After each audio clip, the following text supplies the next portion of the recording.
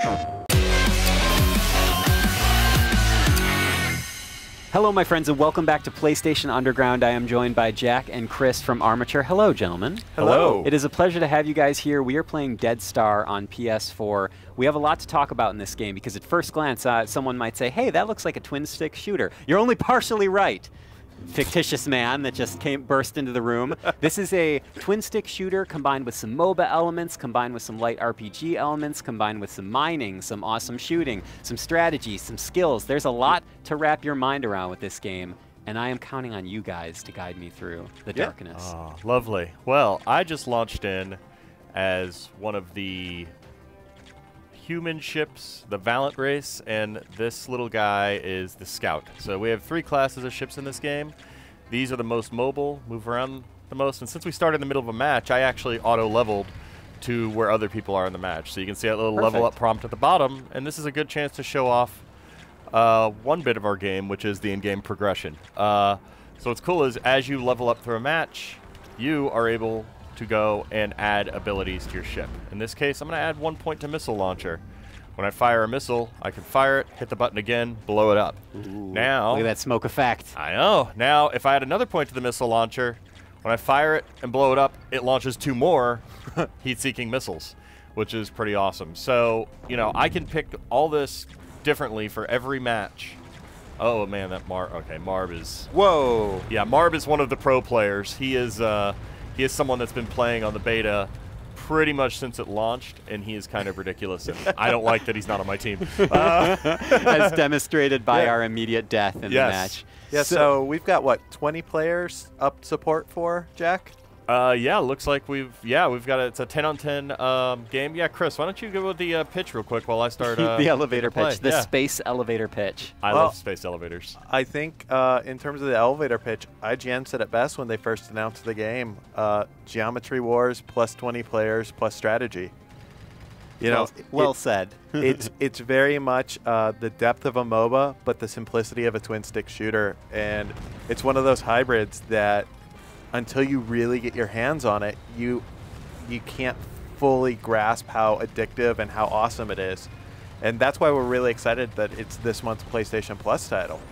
Yeah, I was about to say it'll be easy to get your hands on it if you're a PlayStation Plus member, because for the month of April, you can download it and play it for free. Right, and this is a game that... If you're PlayStation Plus. If you're PlayStation Plus. This is a game that's very heavily focused on multiplayer. Yes. And so to have that PlayStation Plus connection, to have that ability for all of those players to jump in and try this and just keep coming back, because the progression system, there's ships, there's customization, you earn loot throughout the match that you take back and customize for all of your overall ships. There's a lot of depth and mechanics here that are going to keep you coming back time and time again. Yeah, and oh, go ahead. Well, what's great is, and now there's a giant explosion. Yes, so it looks like basically since we jumped in near the end of a match, it turns out that my strategic team lost. defeat. Yeah, so it was a lot of strategy in my defeat there. Well, let's jump into another match in a minute, and we'll go over some of the basics in Dead Star. Okay. Cool. Okay, we're back in a new match, and I want to explain one of the basic elements to Dead Star for those that are watching. For those that are watching at home, Dead Star takes place on these big hexagonal maps that you see in the corner at the bottom left of your screen right now. And part of the basic gameplay progression is that both teams kind of pushing into enemy territory to try and take over those control points, those stations, and then also kind of gain map control. Chris, correct me if I am wrong. Right. And what's great is there's a lot of different team play mechanics here, because what you're trying to do is not just capture the bases, but then start upgrading them. And depending on the ship that you choose, like right now, Jack is playing. Jack, it looks like you're with the Razor. Yep. Yeah. So this is one of the alien ships, then. Right. Is it safe to call them alien? Or they're not human. It's not a human pilot. No, they are. Yeah, I mean, basically, this is a ship that is essentially space squids. Space squids. So if you look at his trails, see how it's like little little squid tails? There you go. Yeah, what they are is basically this race has bolted on squid parts to make ships. Like bolted on parts to squids to make them ships. It's really cool. And so this. This particular race, I just added one power, which is one of my favorites, which is this energy saw where you can get up close and basically, it's really great against frigates because You just it doesn't cut do right a lot. into 'em. Yeah, it doesn't do a lot of damage to them, but it does cut through them. And so, this is actually one of my favorite sort of starter scouts because, and there I died. That was because just it's for a fun thing. demonstration to show Yeah. the Oh, yeah, ramifications of death upon the universe. So I'm going to actually respawn as the Bulldog and show off something cool in the game, which is mining. So we have 3 classes of ships, like I mentioned before. Scouts in this Oh, class. you're in a nebula. Yeah, this. What a beautiful nebula that is. Thank you. Yeah. Oh, and shotgun over there. Yep. So I've got my shotgun shot. This ship is really good for mining, and mining is a pretty important part of this game because what you're doing is you're not just upgrading yourself, you're also upgrading your bases because ultimately you want to hold bases as long as you can because that ticket counter at the top is you're constantly counting up to hacking the Guardian AI, and the higher your levels, the better you are. So what I'm going to do here Is Alex actually, over there healing you as you're doing all of this Yep, too? Alex The is- dangers of mining are paramount. So. But as Jack is doing some mining here, the cool thing about this is, again, it's a 10v10 game. So as a player, you get to choose what role do you want. Do you want to go out there on the offensive? Do you want to stay back and be defensive? Or do you want to go out and gather resources for your team? And the ship selections that you make and the classes that you choose there are really interesting because each has their own gameplay mechanics. The Scout that we saw him playing in earlier moves really fast, but blows up really easily. Some of the heavier frigates in the game are really, really awesome and powerful, but they they're move slow. super slow. Like space molasses. Right. Even. like Space Molasses. Yes. Which, I mean, I don't know about you. I There's could a new go for- restaurant in Austin Go that for some serves space molasses. I yeah. don't know. I could really go for some. So we actually just, right after we took this base, we upgraded it, and it immediately added 4 turrets. And now what I'm going to do is defend this base from everybody, for one thing, and then do some more mining. So you can see Alex is there healing me and doing some offensive stuff. Noob Heal 6, more, yeah, Alex. I know, right? Noob 6, he was actually a frigate that, he was a healing frigate, and so he was healing the guy next to him, which is why everyone was hanging out with him, this Noob 6. So we're going to murder Noob 6. Oh, goodness. Yes. Jack. I'm sorry. And then Armature Ken will just sit there, and he will paint little plasma trails of death, and I'm going Space to ignore trails. him. Space trails. painting. And I'm going to ignore him and do some more mining. So, and each ship has its own special abilities too, like we saw earlier, and that really Quite a just few adds- special abilities. Yeah, that really just adds a lot more are unlocked over time as you progress through the match. And so you have both this great in-match and out-of-match growth where you're also going to be earning loot and portraits and all these customizations. Awesome. And I do love to customize. Yeah, it's got this great loop where, like all great co-op games and all great competitive games, it gives you the freedom to chase what you really want to do. So you want to Nice. just pop in and blow stuff up, You can do that. you can do that. You want to sit back and think strategically, you can do that. And you want to try and explore the map and see if you can discover a giant capital ship and then start commanding that ship and jumping from player match to player match as you invade matches with a giant frigate that is so large it takes up most of the screen. Yep. You can do that. You can do that. It would be great if at the end of that you're like, well, we don't do that, but Yeah, We Jack, do. We But might we want to don't. do that. No, that's one of the really exciting parts. Is once you start to really get in the habit of these matches and the flow of them, then we can start disrupting them with this capital ship mode. Mhm. And it, Jack, you were telling me earlier that it was inspired by your favorite Battlestar episode 33.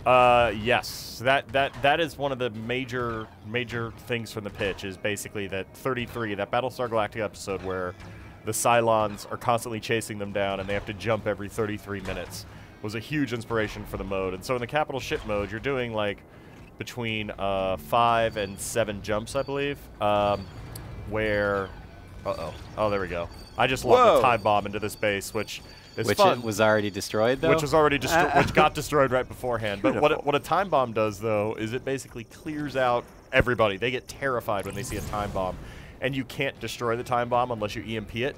So Okay. literally, it's just a big physics ball that anyone can push around. And speaking of pushing around, Let's go kill Jason. I've seen some of the asteroids do that too. Like people just starting to put asteroids into bases and other players.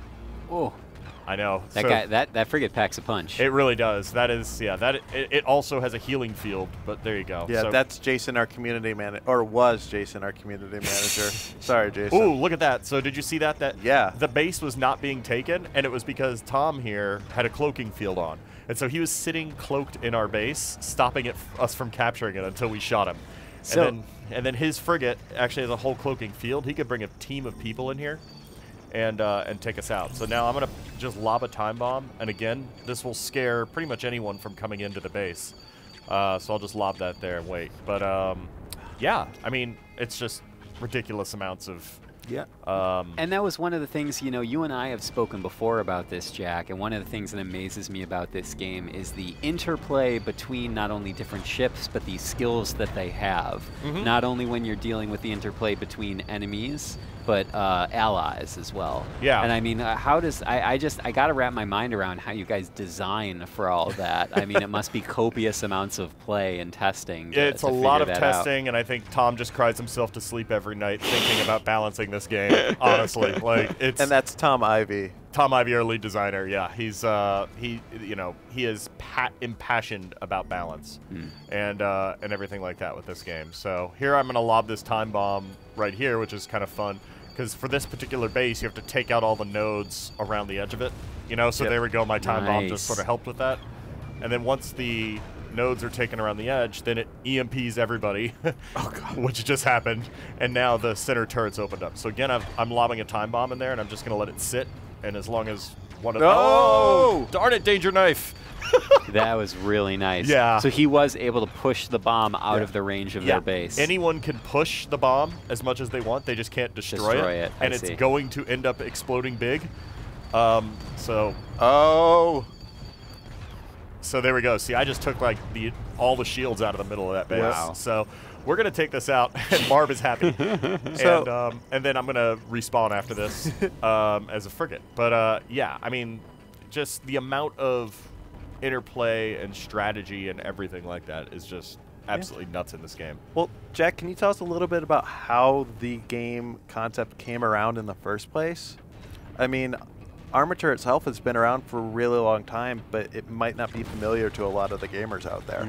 Yeah, I mean, really the concept came around this whole, we wanted to come up with something competitive. We wanted to make a game that was sort of small and something different. So, you know, as an independent developer, we knew that we couldn't be throwing huge amounts of resources and time at things, and we really wanted to just make a game that was able to be scoped for the kind of staff we had and focus on the play of it. Yeah, and I mean, I've loved multiplayer games. You know, back in the day, I was one of the 3 guys that started GameSpy and, you know, wrote that initial thing. And I've just always loved multiplayer games, loved the option of making them, and I've always loved Star Control and everything. So when we set about to do it, though, we're like, well, what are we going to do that's actually going to be different?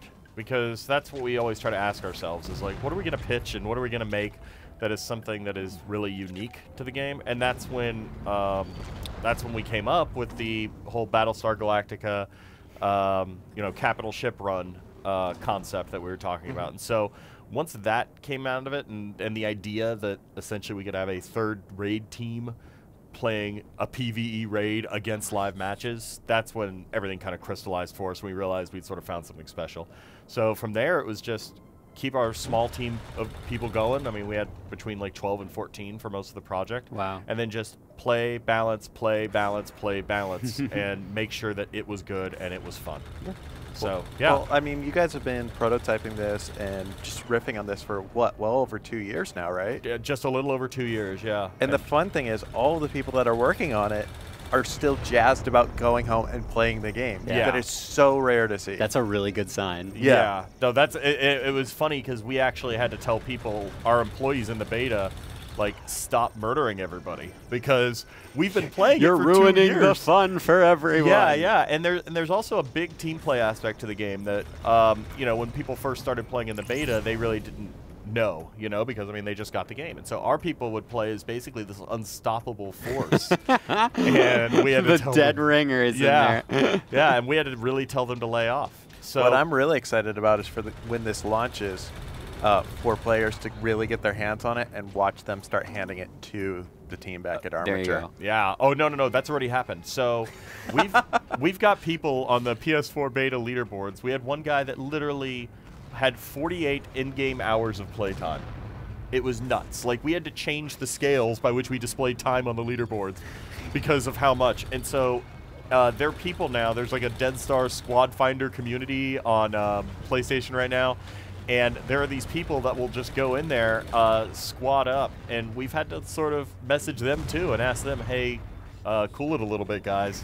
Because Don't you guys be are so too good. mean. You're being too good. Yes, and so it's been fun. So here I've, by the way, got one of my old favorite ships. It's the Valiant frigate, the Vindicator, and You have to say it like Vindicator. Vindicator. Yeah, there we go. And so this one's a fun one. He's got I just activated a power that basically lets me get out of there, but then he's got this crazy amazing laser, which I'm in the middle of a cloaking nebula right now, so I could actually just sort of pop out and they're not going to notice me, and basically just fire this beam of death if I could actually aim it at all of their stuff. They have someone actually healing their base this whole time. Oh, I know, this is those not, tricksy ones. yeah, I mean, like, I'm near death. You can see my shields. Oh, jerk, Jason. So Normally, this Yes. is when you'd be coordinating with your team instead Right. of I know. talking to instead Ryan of and myself. talking to Ryan and you, yes, this would be when I normally It's be always talking to here's a fact of life. Always harder to play and talk than it is just to play. It really Yeah. is. 100% fact. Yes. So let me up my beam cannon. So here. as we near the end of our episode, I want to recap a couple important points. First of all, Dead Yep. Star coming to PS4, and it is a free PS Plus game April for 5th. April. Starting, is it April 5th? Yep. April 5th. Awesome. April 5th. So if you are interested, if you like twin stick shooters, if you like games with deep strategy, if you like cool space, crazy graphics going on, Yeah. Dead Star is one to look out for. What is your guys' one takeaway you want people that watch this to know about Dead Star? You each get to pick one thing. One thing. My big takeaway is that this game has a lot more depth than your typical twin stick shooter. There's a lot going on here, and I feel like once you give it that chance and you really get into it, you're going to be hooked forever. Yeah, I mean, it keeps the more you put in, the more you get back out. Exactly. Right. Yep. That's probably my biggest takeaway. Chris, what about you? My biggest takeaway is, as a multiplayer game, this is one that's going to live and breathe by its community. You know, so getting the PlayStation Plus members in and letting them play and letting them give us their thoughts. Letting us know what they really like about this game so we can keep honing and refining. And another cool thing is we're cross-play with PC, so even if you have some friends that aren't on PS4, and they should definitely buy a PlayStation 4, come on guys. Thanks, man. But if you have some other friends or you want your family to hop in on it, there's a lot of different ways to play and approach it. Fantastic. Thank you guys so much for being here, showing off Dead Star on PS4. It is one of the PS Plus Games of the Month for April, and I'm looking forward to playing and getting completely destroyed by both developers and community alike. I look Same forward here. to destroying you. Thank you so much, sir. It's good to have you guys, and stay tuned. We will be back next time with more PlayStation Underground. All right. Great.